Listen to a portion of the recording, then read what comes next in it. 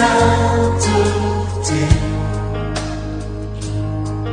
L'univers crie sa majesté. Chantons gloire et puissance, force et louange à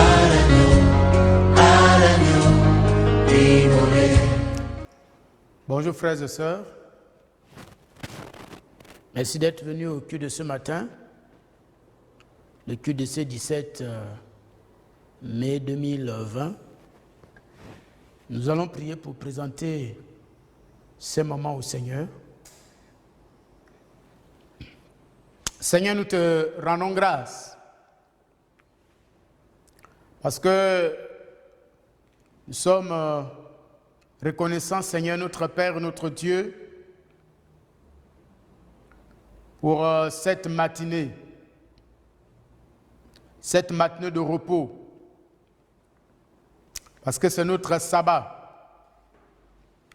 Seigneur, nous te rendons grâce pour le repas que tu as apprêté pour nous. Et nous voulons, Seigneur, le recevoir avec foi et reconnaissance. Comme a dit ton serviteur Samuel, parle, tes serviteurs et tes servantes écoutent. Prends la direction de ces moments, Seigneur. Là où tu nous as dévancés, là où tu nous as précédés, Seigneur, nous voulons être avec toi. Parle-nous par le Saint-Esprit. Plante ta semence de vie en nous, surtout qu'elle porte du fruit, et du fruit pour l'éternité. Au nom de Christ Jésus, Amen. Nous sommes sur notre thème, transformer la crise en opportunité. Pour cela, nous allons prendre nos Bibles dans le livre d'Exode au chapitre 1 et nous lirons ensemble le verset 7.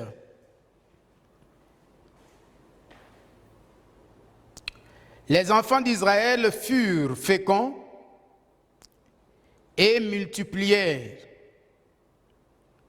Ils s'accrurent et devinrent de plus en plus puissants. Et le pays en fut rempli. Nous allons aller un peu plus loin dans l'examen de notre thème.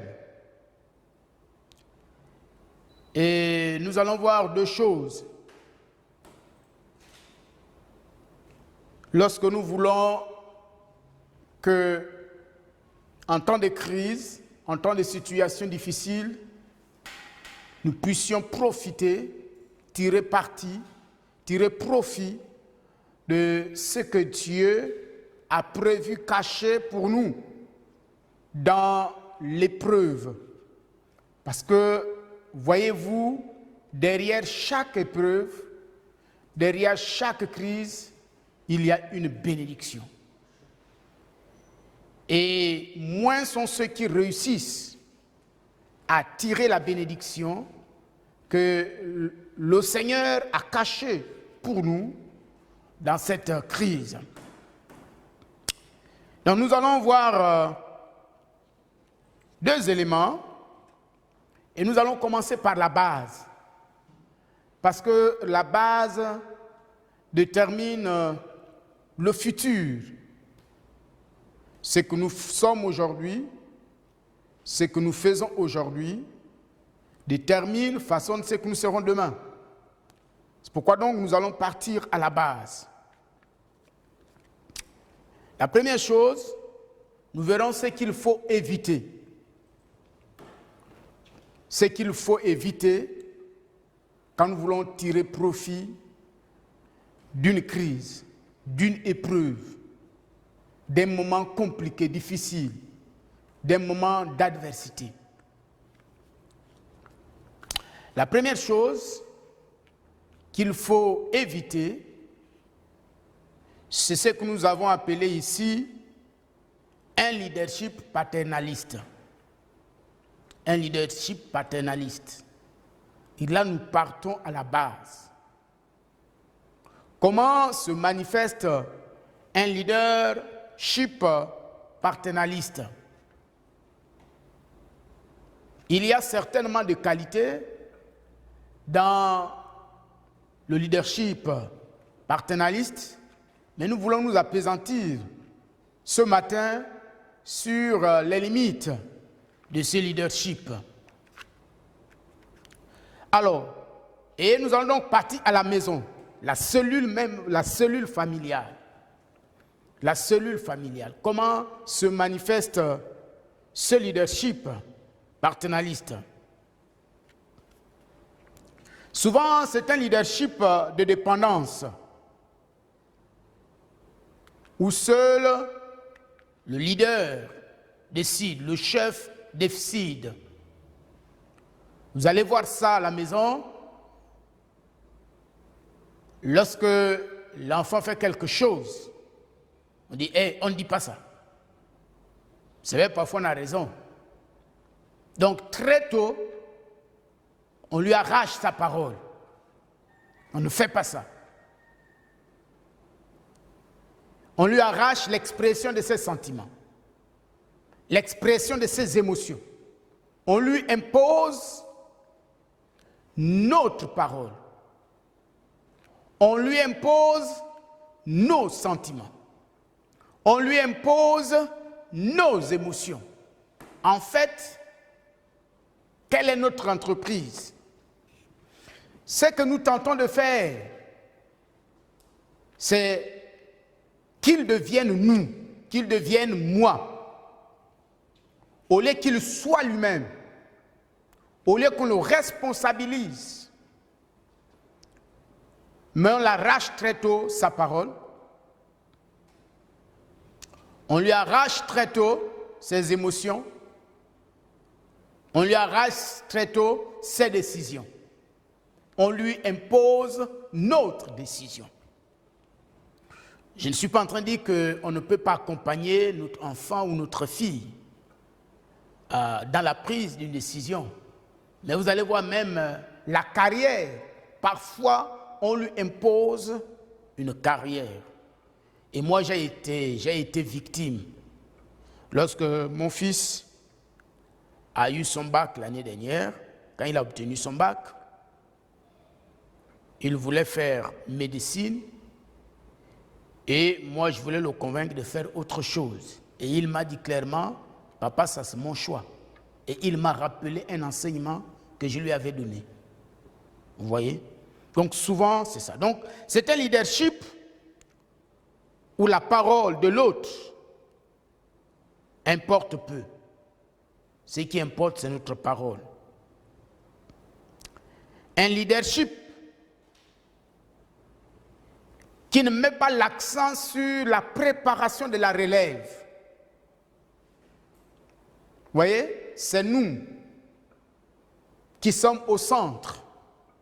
Mais on ne prépare pas ceux qui sont autour de nous à devenir des leaders, à être des hommes capables, des femmes capables, à prendre des décisions, réfléchir, penser. Mais c'est nous qui les aidons. Ils doivent nous attendre pour prendre une quelconque décision. Vous voyez? C'est un leadership d'enfantillage. Pourquoi c'est un leadership d'enfantillage? Parce que ça garde les gens enfants. Ça ne rend pas les gens adultes. Mais ce leadership que nous constatons dans les églises, que nous constatons dans des administrations, que nous constatons parfois même dans des États, dans des pays, c'est un leadership qui part de la maison. C'est depuis la maison. Et si nous voulons donc construire une communauté forte, une église forte, une famille forte, une famille de leaders, une église de leaders, une administration de leaders, une nation de leaders, il faut regarder, reconsidérer la base. Et la base, c'est la famille. Et c'est important, frères et sœurs. Pourquoi c'est important? Parce que dans ce leadership, vous allez constater que quand un problème survient, on n'arrive pas à prendre des décisions. Tout le monde se regarde. Parce qu'on attend celui qui est à même de décider. Ce n'est pas mauvais. Mais vous allez constater que dans la situation actuelle, plusieurs se sont rendus compte des limites de ce type de leadership. Je me rappelle un jour, nous discutions avec des amis et quelqu'un disait, oui, nous tous, nous attendons la décision pour agir. Bien que personne n'avait demandé qu'il faut que vous attendiez ma décision. Mais la façon dont nous avons été construits nous a conditionnés, voyez, à être passifs, à être attentistes. Et du coup, plusieurs ont été vaincus, plusieurs se sont retrouvés déstabilisés par la crise. Plusieurs se sont retrouvés désemparés par la crise. Parce qu'ils n'ont pas eu le courage de s'asseoir et de faire face à la situation qui se présentait, quelles sont les bonnes décisions qu'ils pouvaient prendre. Donc, frères et sœurs, vous voyez que ceux qui sont victimes de la mentalité paternaliste, pendant les crises, ils cherchent quoi? Ils cherchent un protecteur. Ils requièrent l'aide de l'extérieur. Et vous allez voir que c'est la même chose. L'Occident, c'est le type de rapport, parfois, que l'Occident entretient avec l'Afrique. Voilà. C'est un rapport paternaliste où ils pensent que nous, les Africains, nous ne sommes pas en mesure de prendre de bonnes décisions, de prendre de bonnes initiatives, de pouvoir résoudre de nous-mêmes des problèmes. Mais en réalité, c'est intentionnel. C'est pour nous garder enfants, c'est pour nous garder dépendants. Et pendant qu'on nous garde enfants, dépendants, les crises nous surprennent et nous détruisent. Alors, frères et sœurs, c'est pourquoi ce matin donc, nous sommes en train de nous entretenir sur ce sujet. Parce que nous voulons que les crises, parce qu'il y aura toujours des crises, les crises seront souvent inévitables. Mais lorsque surviendront les crises, que nous sachions comment s'y prendre. Et donc, de ce premier point, ce que nous pouvons retenir, c'est que si nous voulons bâtir une communauté de vainqueurs, une communauté de conquérants, c'est depuis la base, c'est depuis la maison qu'il faut les préparer. Et nous trouvons ça donc dans l'exemple d'Israël. Nous allons lire quelques passages. Nous trouvons ça dans l'exemple d'Israël. Deutéronome 6, le verset 2. Ça, c'est la deuxième chose. Développer un esprit de leadership responsable. Un leadership de responsabilité. Développer un leadership de responsabilité. Et comment développer ce leadership de responsabilité? Le premier élément, c'est l'éducation de base. C'est l'élément déterminant. Le premier élément déterminant, c'est l'éducation de base. C'est ce que nous venons de dire. Et nous allons considérer donc les Écritures. Nous sommes dans Deutéronome, au chapitre 6, le verset 2. Afin que tu craignes l'Éternel, ton Dieu, en observant tous les jours de ta vie, toi, ton fils et le fils de ton fils, toutes ces lois et tous ces commandements que je te prescris, et afin que tes jours te soient prolongés. Dieu dit à Israël que pour que tes jours te soient prolongés,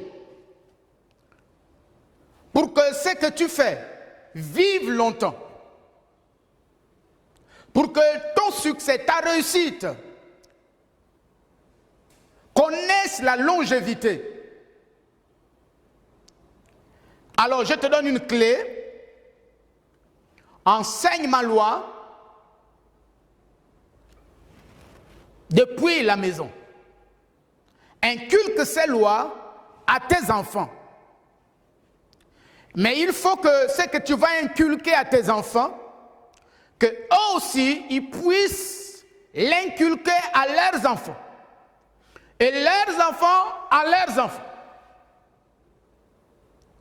Mais c'est depuis la maison qu'il faut inculquer ma loi. Voilà. Il dit, si tu veux réussir, si tu veux bâtir quelque chose de durable, quand tu veux bâtir quelque chose de solide, ben, il faut considérer la base, les fondements. Pose les fondements de qualité.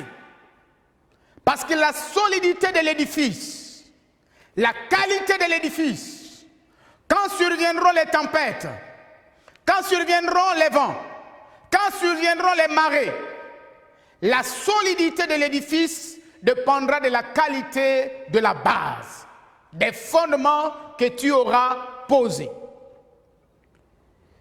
Et maintenant, le Seigneur montre donc à Israël, le peuple de Dieu, il dit, pour que les fondements soient de qualité, ben le premier lieu, le lieu idéal, le lieu indiqué pour les poser, c'est à la maison. Très tôt, pendant que l'enfant est dans le ventre, commence à lui enseigner ma loi. Vous savez qu'à partir d'un certain âge dans le ventre, pendant que quand la femme est enceinte, en réalité, l'enfant est au courant, informé de tout ce qui se passe à l'extérieur. Si l'enfant est informé, si l'enfant est au courant, ça signifie quoi? Ça signifie que depuis que madame est enceinte, quand votre femme est enceinte, vous pouvez commencer à enseigner votre enfant. Tu peux commencer à tracer une voie à ton enfant depuis le ventre. Il ne faut pas attendre la naissance.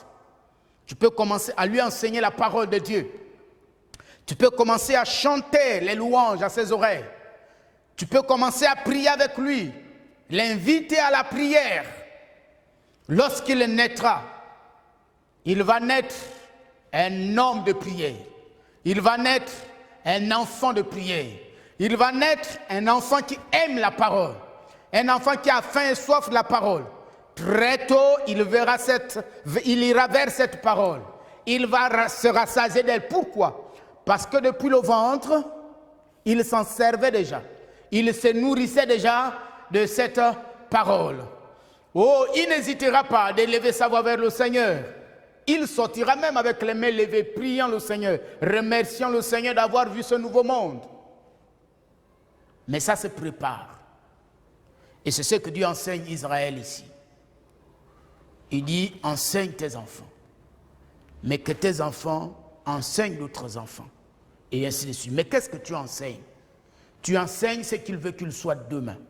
C'est-à-dire que l'enseignement qu'on donne à l'enfant doit être intentionnel. Qu'est-ce que tu veux que ton enfant devienne demain? Quelle est la vision que tu as? Ça doit être enseigné depuis la base, depuis la maison. Et le verset 7 dit, tu les inculqueras à tes enfants et tu en parleras quand tu seras dans ta maison, quand tu iras en voyage, quand tu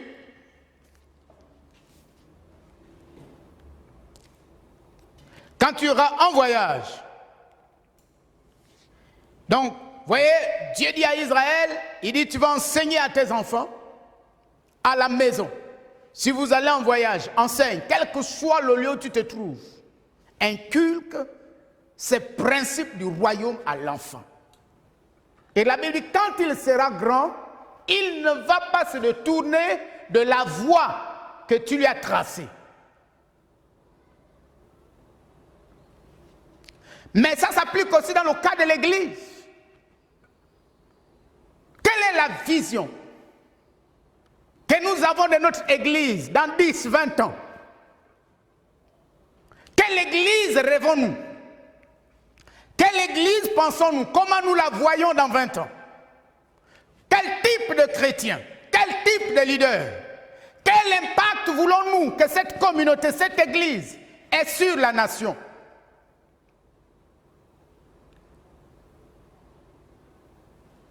Et très tôt, depuis l'école du dimanche, on doit l'enseigner.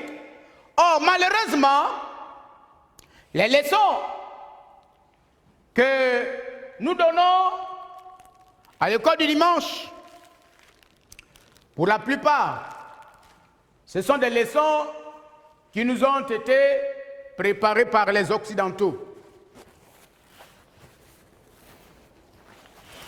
Je ne dis pas que c'est mauvais. Elles sont très bonnes.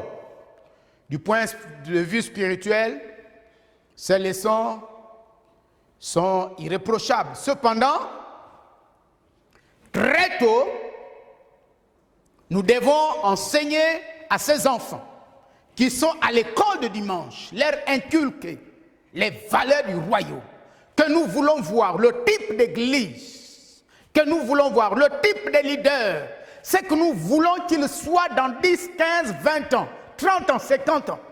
On doit leur inculquer cela. Depuis l'école du dimanche, on doit préparer ces leçons pour les parents à la maison, qu'ils commencent à enseigner cela à leurs enfants. Quand ces enfants viennent à l'école de dimanche, on leur enseigne ça. Quand ils sont à JPC, ce qui va avec leur niveau, on leur enseigne cela.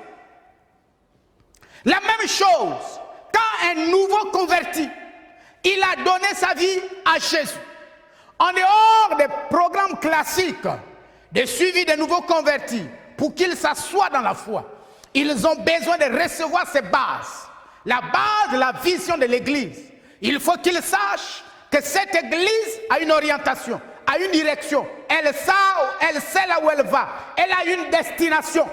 Et pour arriver à cette destination, elle a pensé qu'elle doit passer par cette voie, par cette étape, par cette étape, par cette étape.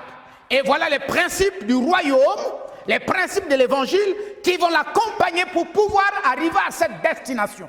Ça doit être enseigné depuis la base, depuis les cours de base, les cours de suivi. Ce n'est pas lorsqu'il sera grand, non. C'est lorsqu'il est encore petit. La même chose dans la nation. Il faut que dans nos écoles, depuis la maternelle, l'école secondaire, quel Gabon rêvons-nous? Dans 20 ans, dans 50 ans, comment voulons-nous voir le Gabon? Sur le plan économique, sur le plan de l'éducation, sur le plan de la culture, sur le plan de la science, quel que soit le type. Quel Gabon? Quel est notre idéal par rapport à notre Gabon dans 30 ans, dans 50 ans? Mais ce Gabon-là, on doit commencer à l'inculquer à l'enfant. Il faut que l'enfant très tôt s'approprie de ce Gabon, depuis la maternelle, depuis l'école primaire, depuis le secondaire. En dehors des cours classiques, il faut qu'il sache que le pays dans lequel il vit a une vision. C'est ça qui va lui permettre, lorsque les situations surviendront, il saura maintenant comment faire face. Il aura quelque chose en lui. Il aura quelque chose en lui d'extrêmement puissant qui lui permettra de vaincre les crises. Voyez-vous, l'histoire nous montre que tous ceux qui ont survécu pendant la guerre mondiale, surtout parmi les Juifs, tous ceux qui ont survécu avaient une vision.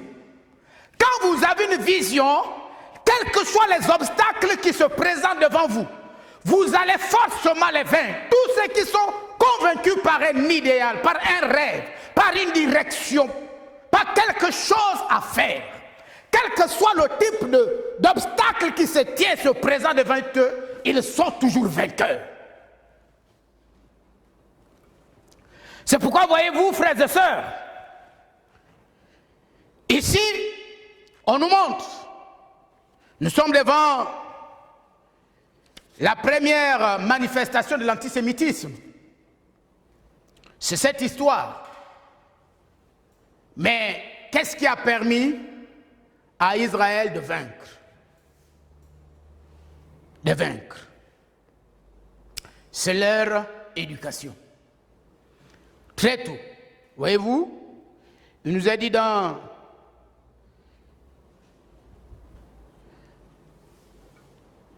notre passage de Exode 2,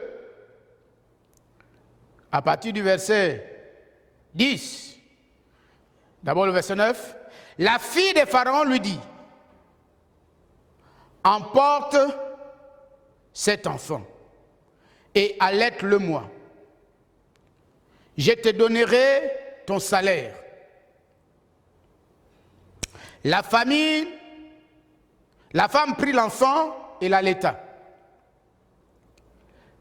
Quand il eut grandi, elle l'amena à la fille de Pharaon. Et il fut pour elle comme un fils. Elle lui donna le nom de Moïse, car, dit-elle, je l'ai retiré des eaux. En ce temps-là, Moïse, devenu grand, se rendit vers ses frères et fut témoin de leurs pénibles travaux. Qu'est-ce qui a permis à Moïse de reconnaître que les Juifs étaient ses frères? C'est l'éducation qu'il a reçue de sa mère. Parce que lorsqu'on l'a retrouvé, vous voyez, au niveau du Nil, qu'on l'a retrouvé, la fille de Pharaon, sur la proposition de la grande sœur de Moïse, a remis Moïse à sa mère. Et la maman en a profité pour inculquer Moïse les valeurs du juif.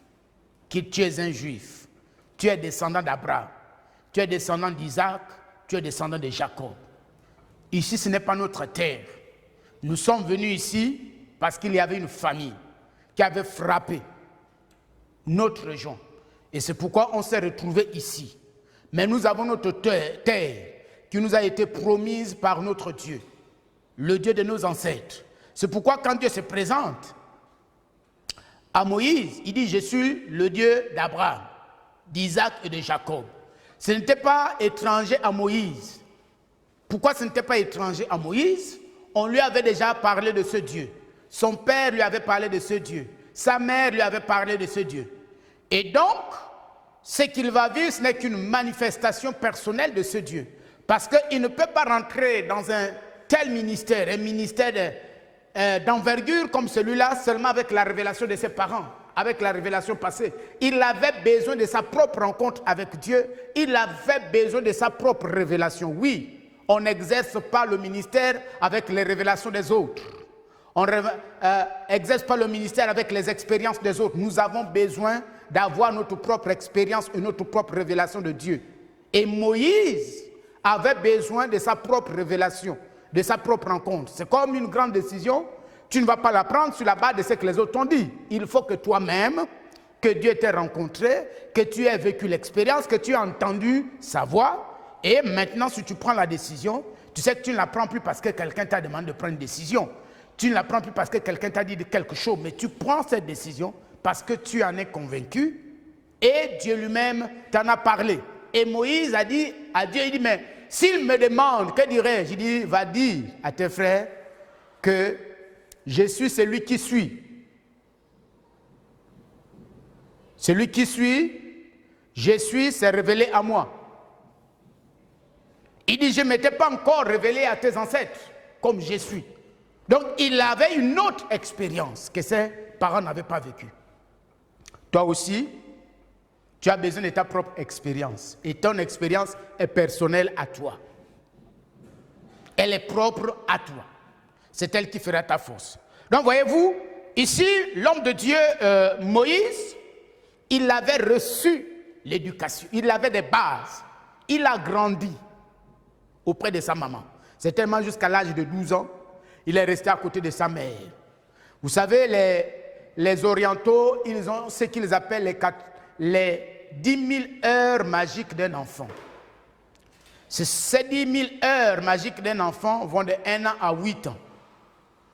Quand il veut fabriquer un génie, un enfant surdoué, par exemple en musique, pendant ces 10 000 heures magiques, ils vont certainement prendre un professeur de musique qui va travailler avec l'enfant pendant 8 heures par jour, même contre la volonté de l'enfant. Il va travailler avec l'enfant. Parfois l'enfant mais il va dominer la volonté de l'enfant. Quand il arrive à l'âge de 8 ans, les réflexes sont tellement développés que lui là, tu ne peux plus l'arrêter. Donc vous voyez, c'est pourquoi je nous disais que la base, la maison, c'est le lieu idéal pour bâtir des hommes qui seront des grands leaders, des grands esprits de demain. Un ami me disait, qui a étudié, qui a passé du temps, beaucoup de temps en Chine, il disait que actuellement les Chinois, ils préparent déjà les hommes d'affaires. Ils ont pris des enfants tout petits et ils les préparent à être des hommes d'affaires d'ici 2030. Dans 30 ans, ces enfants doivent devenir des grands hommes d'affaires. Mais déjà très tôt, encore petits, on leur inculque déjà c'est quoi le monde des affaires. Ils n'ont pas attendu qu'ils aillent à l'université. Mais très tôt, depuis la base, depuis la famille, on les forme déjà, on les inculque déjà la mentalité d'homme d'affaires. Même lorsqu'on leur donne l'argent à dépenser, ils viennent, ils nous font le rapport. Parce qu'on veut voir est-ce qu'ils ont intégré, est-ce qu'ils sont en train d'intégrer ces valeurs, est-ce qu'ils sont en train d'intégrer ce qu'on leur enseigne, est-ce qu'ils sont en train de saisir. Et à partir de leurs dépenses, on analyse ce qu'ils comprennent et ce qu'ils ne comprennent pas encore. Mais ils sont encore tout petits. Mais on les façonne déjà à être des hommes d'affaires. Et ça, c'est le travail de chaque famille. C'est le travail de chaque famille. C'est que nous voulons que l'Église soit demain, nous pouvons le faire aujourd'hui. Depuis l'école de dimanche, depuis la classe de suivi, depuis l'école biblique, depuis l'institut biblique, on les bâtit déjà. Quand ils sortent pas seulement avec la théologie, mais ils sortent façonnés par la vision de l'Église. C'est pourquoi vous voyez les missionnaires, je me rappelle quand nous étions à l'institut biblique, nous recevions de l'aide de l'école de dimanche, donc les petits-enfants. Pourquoi? Parce que très tôt, depuis la maison, depuis 1 an, 2 ans, on inculque déjà à l'enfant les valeurs de la mission. Et nous aussi, si nous voulons être une communauté adulte, une nation adulte, il faut qu'on revoie notre éducation. Revoir notre éducation, c'est quoi? C'est enlever la mentalité selon laquelle la vie, c'est la providence divine. Quand l'enfant a besoin de quelque chose, tout de suite, vous le lui donnez. Non, responsabilisez les enfants. Quand les vacances arrivent, même si vous avez l'argent, faites travailler les enfants. Vous êtes en train de bâtir des leaders. Au lieu d'être scandalisé, comment tu peux aller faire ça? Comme si tu étais déjà mort. Non, tu n'as pas compris la vie. Ça, c'est la mentalité d'esclave que tu inculques à l'enfant. Il ne sera pas, à ta mort, il ne saura pas résoudre les problèmes. À ton absence. C'est pourquoi, vous voyez, Israël a su bâtir son peuple. Et donc, c'est pourquoi Moïse, dans la crise, s'est révolté. Il s'est révolté. Qu'est-ce qui l'a mené à la révolte? C'est l'éducation qu'il a reçue. C'est ce qu'il a formaté. C'est l'a mené à la révolte. Non, autre chose est possible. Mais ce qui est encore plus grave, c'est que nous allons voir et terminer. C'est que, voyez-vous, la Bible nous dit que Israël était fécond. Que Israël était fécond.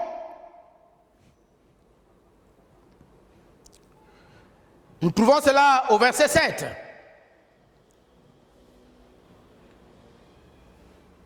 Au verset 7. Les enfants d'Israël furent féconds et multiplièrent. Ils s'accrurent et devinrent de plus en plus puissants. Et le pays en fut rempli. Mais au verset 6, il nous a dit quoi? On dit Joseph mourut. Ainsi que tous ses frères et toute cette génération-là. Donc toute la génération de Joseph avait disparu. Cette génération qui était dans la prospérité, dans l'aisance, l'Égypte, avait disparu. Il n'y avait plus personne de cette génération. La génération qui était restée, c'était une génération neuve et toute nouvelle. Mais ce qui est merveilleux, c'est que la Bible nous dit quoi? Elle nous dit que les enfants d'Israël furent féconds.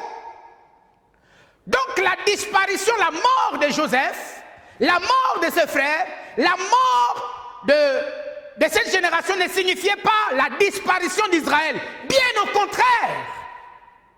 Bien au contraire. Israël est devenu de plus en plus fécond. Ils se sont multipliés. Ils se sont accrus. Et la Bible dit qu'ils sont devenus puissants, extrêmement puissants, et ils ont rempli l'Égypte. Du point de vue démographique, ils avaient rempli l'Égypte. Mais ils étaient également dans tous les domaines de la société égyptienne. On les trouvait dans le monde économique, ils étaient là, dans le monde des affaires. Dans le monde de la science, ils étaient là. Dans le monde de la médecine, ils étaient là. Dans le monde de l'éducation, ils étaient là. Ils étaient partout. Ils étaient omniprésents. Ils avaient rempli tout le pays. Au point que, ici, Pharaon reconnaît leur puissance. Parce qu'ils avaient un grand lobby d'hommes d'affaires. Comme ils le sont aux États-Unis aujourd'hui. Les Juifs. Pourquoi? Mais à cause de la base qu'ils avaient reçue. Ils n'ont fait que poursuivre et aller au-delà. Ils ont dépassé les frontières de Joseph.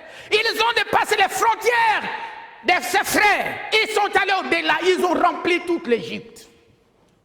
Et la Bible reconnaît qu'ils ont rempli l'Égypte. Pharaon lui-même reconnaît qu'ils ont rempli l'Égypte. D'ailleurs, Pharaon lui-même, au verset 9, il dit quoi? Il dit, il se leva sur eux, sur l'Égypte, un nouveau roi,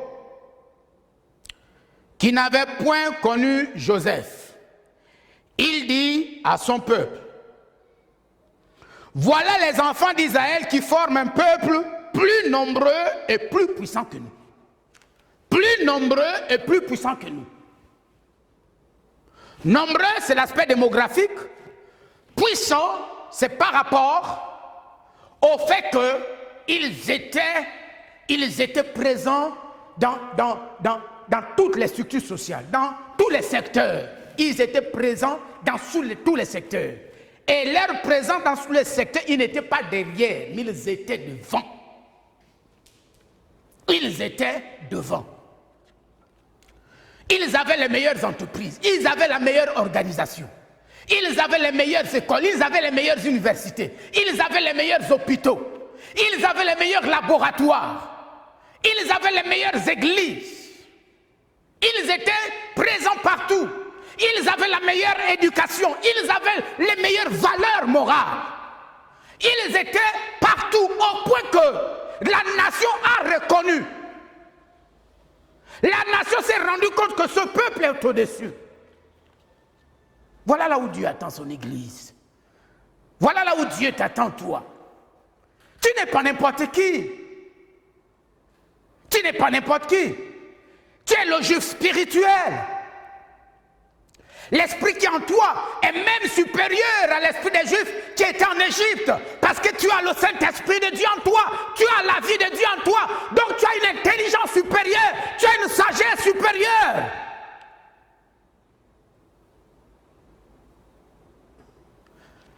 Et au verset 12, qu'est-ce qu'il nous a dit?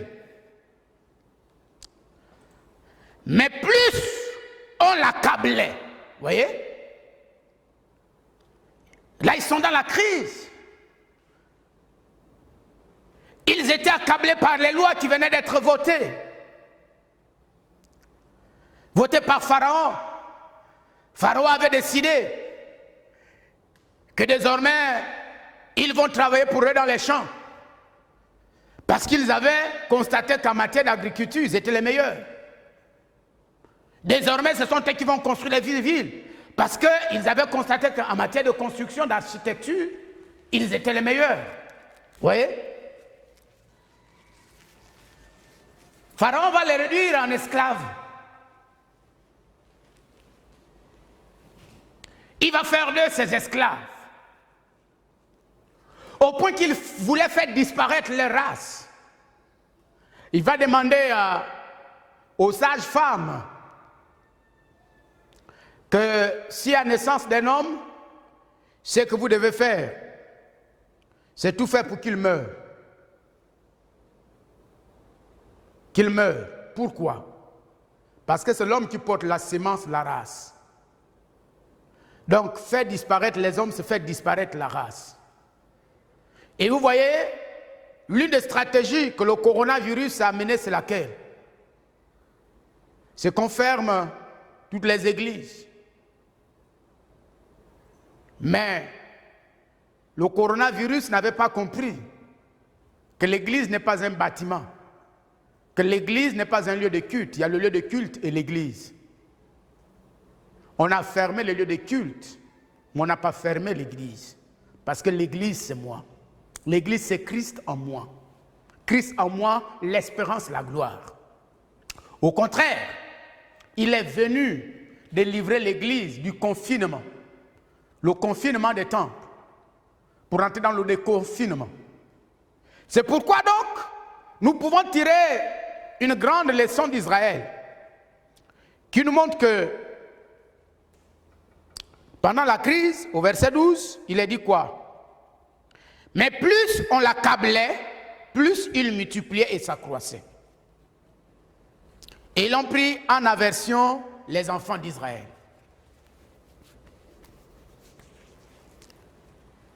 Ça dit que nous sommes dans un temps propice de croissance de l'Église. Israël s'est multiplié, Israël s'est accru pendant la crise. Plus on l'accablait des souffrances, plus on l'accablait des lois, plus on l'accablait des décisions, la Bible dit qu'elle se multipliait, Israël se multipliait et se multipliait davantage.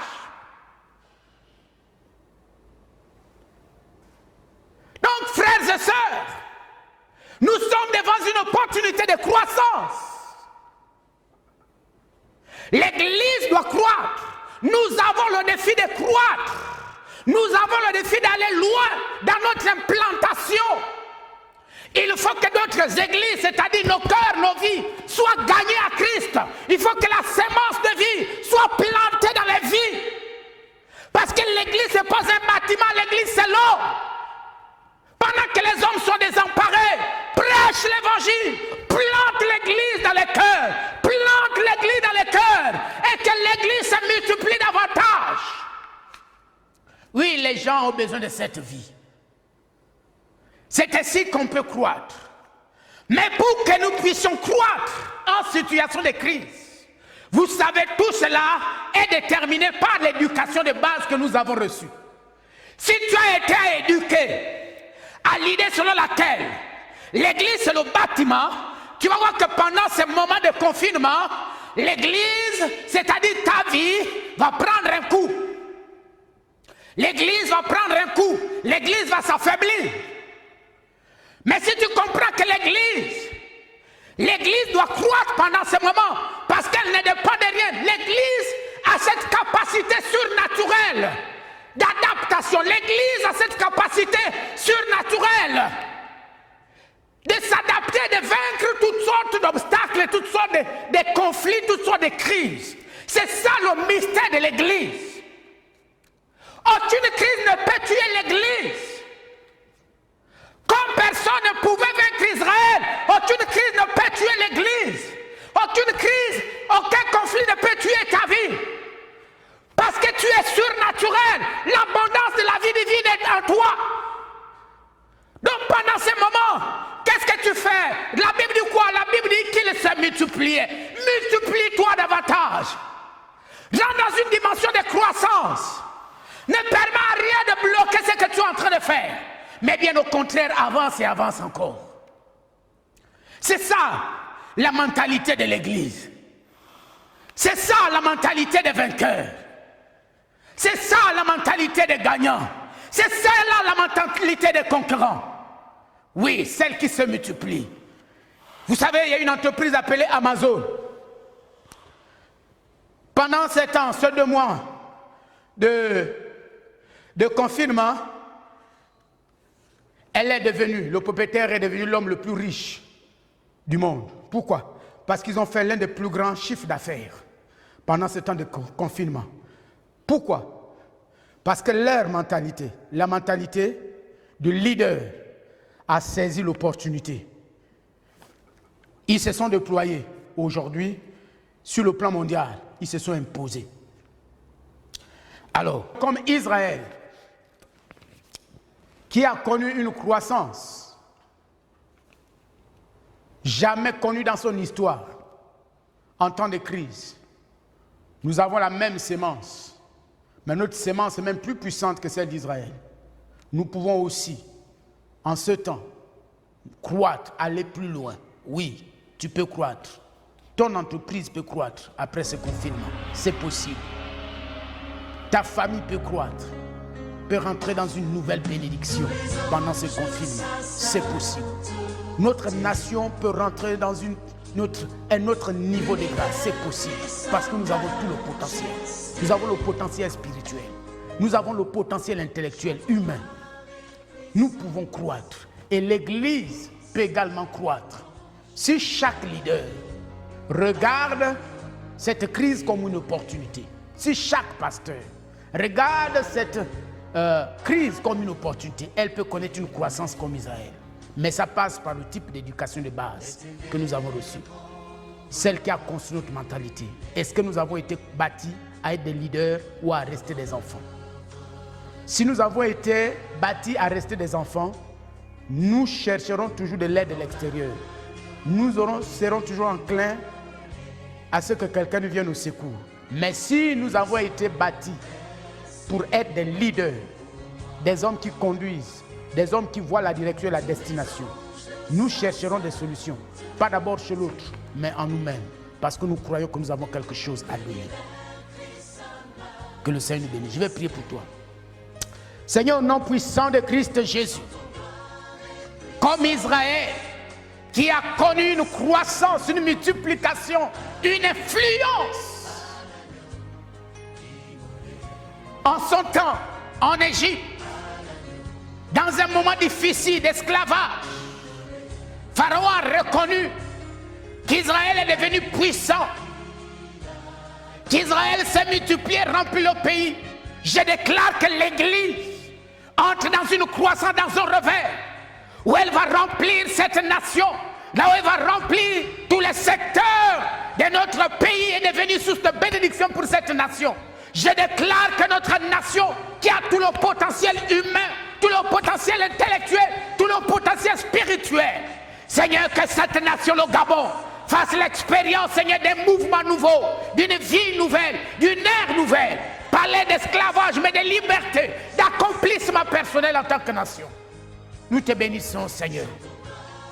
Merci, Seigneur, pour les familles que tu es en train de bouleverser, changer pendant ce moment. Merci, Père, pour les hommes qui se découvrent et qui mettent en musique, qui mettent en valeur ce qu'ils ont reçu de toi. Je te bénis au nom de Christ Jésus. Amen. À la fin du mois, nous aurons un séminaire qui aura pour thème « Marcher par l'Esprit ».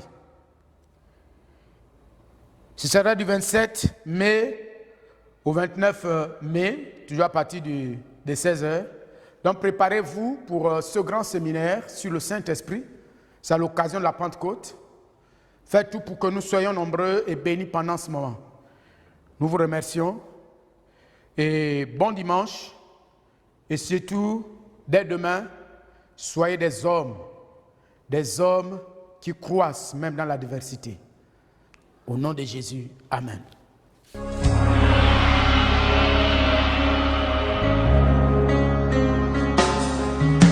les anges de sa sainteté,